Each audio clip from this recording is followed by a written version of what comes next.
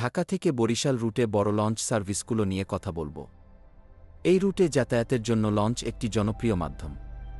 বিশেষ করে বর্ষাকালে যখন নদীগুলোর পানি বেড়ে যায়, তখন লঞ্চের মাধ্যমে যাতায়াত করা অনেক সহজ এবং নিরাপদ।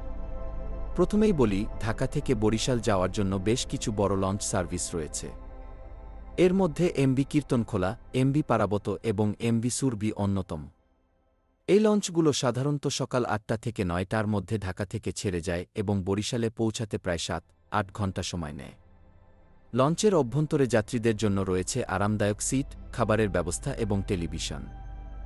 অনেক লঞ্চে রয়েছে এয়ার কন্ডিশনড কেবিন, যা দীর্ঘযাত্রায় আরাম দেয়।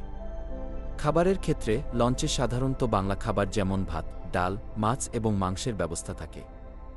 যাত্রার সময় নদীর সৌন্দর্য উপভোগ করা একটি বিশেষ অভিজ্ঞতা।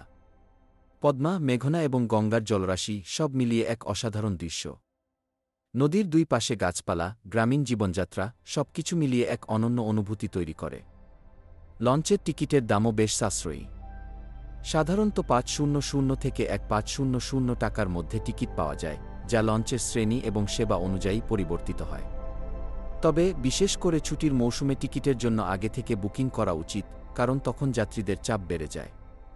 লঞ্চের যাত্রা অনেক সময় মজারও হয়ে ওঠে।